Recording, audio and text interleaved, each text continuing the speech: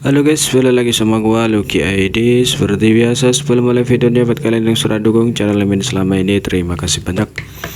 Buat kalian juga yang belum subscribe, silahkan di subscribe karena subscribe itu gratis, tidak bayar. Dan buat kalian juga yang baru gabung, jangan lupa nyalakan lonceng notifikasi agar tidak ketinggalan update video dari channel ini. Terima kasih dan selamat menonton. Oke, tanpa basa-basi kita bacain novel Martial Pack chapter 5562. Di sini diceritakan di dalam Midnight Monster World, monster besar menerima teknik kuno dan mulai berkultivasi, menyebabkan seluruh daun besar dunia berdengung. Yang menemukan puncak roh dan mulai mengatur formasi semesta. Dia telah meninggalkan banyak susunan teleportasi di domain besar yang baru bertahun-tahun yang lalu, terutama untuk memfasilitasi eksplorasi para murid Istana Langit Tinggi.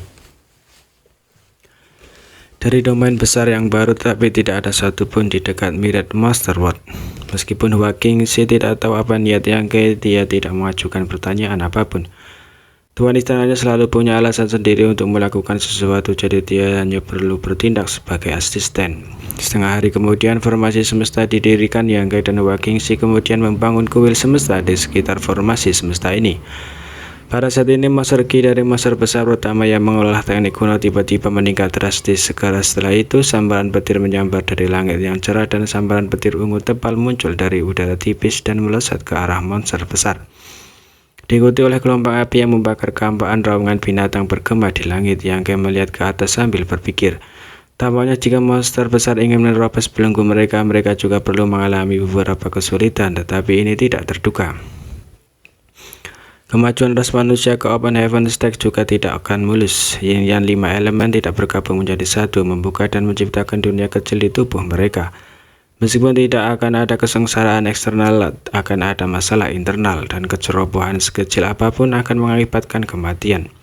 Kesengsaraan guntur dan api mungkin merupakan ujian dari Dao Surgawi. Jika seseorang bisa bertahan, mereka akan baik-baik saja. Jika tidak, semuanya akan berakhir.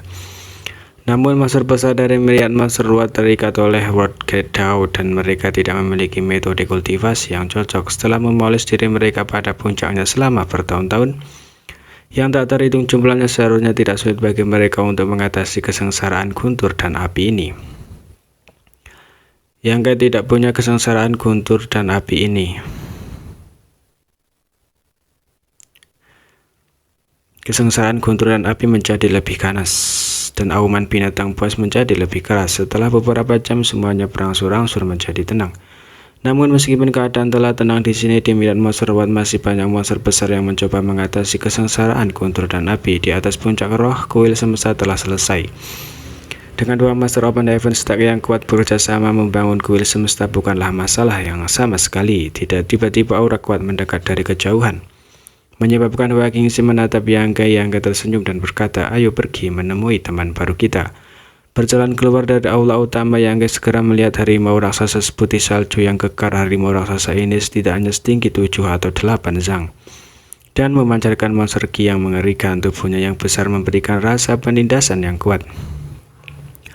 Hanya dua mata saja yang seukuran tangki air, tetapi mereka karena baru saja melewati kesengsaraan guntur dan api, meskipun kuat itu masih tampak agak menyedihkan. Melihat Yang dan Hawking, mata harimau raksasa itu bersinar dengan kewaspadaan dan mau tidak mau harus mundur 2 langkah. Yang mengukurnya dan sedikit mengangguk. Tidak buruk, dia baru saja melampaui kesengsaraan guntur dan api, tetapi dia sudah samar-samar bisa merasakan kekuatan Open Heaven Orde ketiga umat manusia.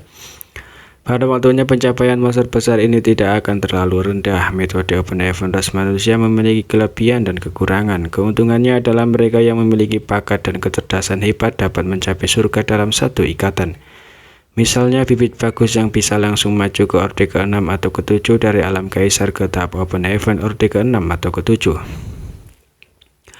Kekuatan mereka bisa dikatakan telah mencapai surga dan satu ikatan. Namun kekurangannya adalah bahwa terobosan ke Open Heaven Stack memiliki belenggu bawaan, kultivasi yang lebih rendah, pencapaian masa depan yang lebih rendah, sehingga setiap elit Orde ke-7 akan diperlakukan seperti harta karun oleh ras manusia. Namun baik ras suci maupun ras monster tidak dibatasi seperti ini. Peningkatan ras suci tergantung pada kekuatan garis keturunan seseorang. Semakin murni garis keturunannya, semakin kuat kekuatannya. Teknik kuno Monster Rage adalah untuk memperbaiki monster core mereka dan mengandalkan monster core mereka untuk meningkatkan kekuatan mereka. Harimau raksasa baru saja menerobos tetapi sudah memiliki kekuatan yang setara dengan Master tahap Open Heaven Orde ketiga umat manusia. Ini tidak berarti bahwa batasnya di masa depan adalah Orde kelima. Selama itu bekerja cukup keras dan memiliki cukup peluang dan bakat, itu mungkin untuk mencapai tingkat Orde ke-6, Orde ke-7, Orde ke-8, atau bahkan Orde ke-9. Jadi sampai batas tertentu metode Open Heaven ras manusia tidak lengkap. Dan Yang Kai baru saja menemukan poin ini, namun bahkan jika dia menyadarinya, dia tidak dapat menyelesaikannya. Metode Open Heaven diturunkan dari Chang dan 9 luhur bela diri lainnya sejak zaman kuno dan telah diturunkan selama jutaan tahun. Kekuatan ras manusia selalu mengandalkan metode kultivasi ini. Tanpa metode Open Heaven, kultivator ras manusia terkuat hanya akan berada di alam kaisar. Bagaimana hari ini bisa datang? Jangan takut, raja ini tidak memiliki niat jahat terhadap kamu. Hanya saja saya memiliki beberapa hal untuk didiskusikan dengan kamu dan monster besar lainnya. Yang Kai memandang harimau raksasa dengan ekspresi menyenangkan. Harimau raksasa itu mengeluarkan raungan rendah saat kewaspadaan di matanya menjadi lebih kuat. Tidak tahu apakah dia mengerti apa yang dia katakan.